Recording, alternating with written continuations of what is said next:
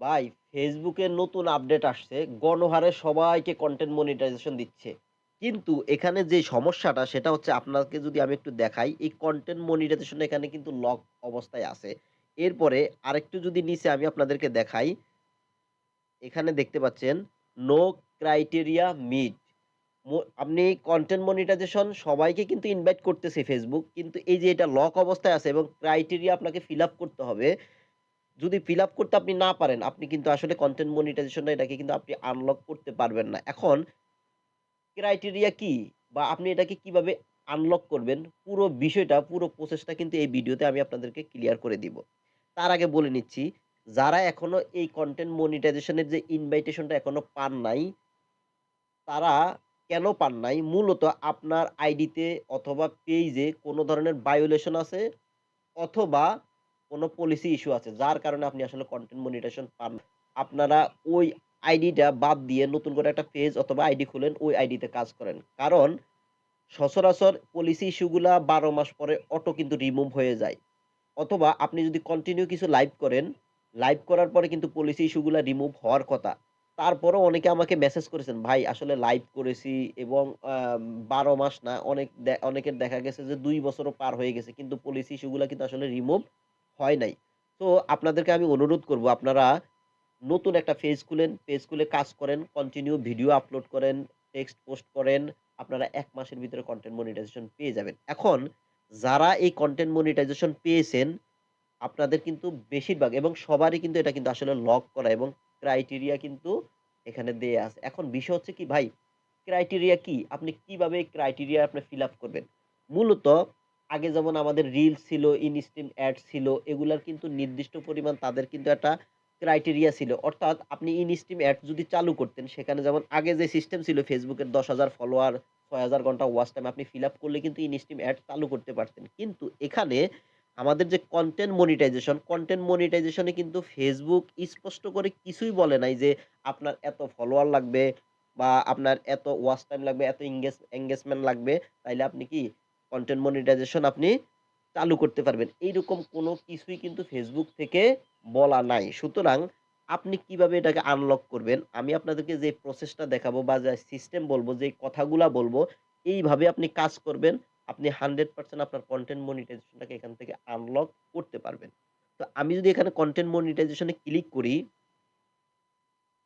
Click করার পরে এখানে দেখতে পাচ্ছেন এখানে অনেকগুলা কথা বলা আছে। আগে ইনস্টিমেট চালু করার জন্য যে অপশনগুলো এখানে ছিল, সেম অপশনগুলো এখানে আছে। এখানে যে বিষয়গুলা বলা আছে, আমি যদি বাংলায় একটু সামারি করি, সেটা হচ্ছে আগে যেমন ইনস্টিম অ্যাডস, রিলস এগুলা আলাদা ভাবে ছিল। এখানে কিন্তু এখন যে কাজটা করছে কনটেন্ট মনিটাইজেশন দিয়ে কিন্তু আপনার আপনি যদি টেক্সট পোস্ট করেন, স্টোরি যদি শেয়ার করেন, আপনি লং ভিডিও আপলোড করেন এবং আপনি যদি রিলস আপলোড করেন অথবা লাইভ ভিডিও করেন, প্রত্যেকটার আলাদা যেমন আগে আপনি পেমেন্ট পাইতেন, কিন্তু এখন আলাদা না। আপনাকে কনটেন্ট মনিটাইজেশন এর আন্ডারে কিন্তু আপনি আর্নিং টা পাবেন। এজন্য মূলত সব বাদ দিয়ে উনারা কিন্তু Facebook কিন্তু কনটেন্ট মনিটাইজেশন টা নিয়ে আসছে। এখন এখানে আপনি যেই কাজ করবেন দেখেন আমার অলরেডি এখানে কিন্তু আমি যদি দেখাই এখানে কিন্তু আমার সাবমিট করা আছে। আপনি এখান থেকে ইন্টারেস্টেড দিয়ে আপনি একটা সাবমিট করে দিবেন, একটা ফর্ম ফিল আপ করে দিবেন। এরপরে যে কাজটা করবেন এখানে লার্ন মোর এ যদি আমি ক্লিক করি, তো এই ফর্মটা ওপেন হওয়ার আগে আপনাদেরকে একটু কথা বলি। যতক্ষণ পর্যন্ত এটা লক অবস্থায় থাকবে, আপনারা যে কাজটা করবেন, প্রতি দৈনিক অন্তত ২ টা করে আপনারা টেক্সট পোস্ট করবেন, স্টোরি শেয়ার করবেন, শর্ট ভিডিও আপলোড করবেন, অর্থাৎ রিলস আপলোড করবেন এবং লং ভিডিও ৩ মিনিটের উপরে আপনারা ভিডিও আপলোড করবেন। কন্টিনিউ করেন। আমি আপনাদেরকে কথা দিচ্ছি ১ সপ্তাহের ভিতরে আপনারা কনটেন্ট মনিটাইজেশনটা এখানে আনলক অবস্থায় পাবেন। তো এখানে দেখতে পাচ্ছেন যাদেরকে এই ইনভাইটেশনটা দেয়া হইছে, এখানে স্পষ্ট লেখা আছে আপনাকে এই ফর্মটা ফিল আপ করতে হবে।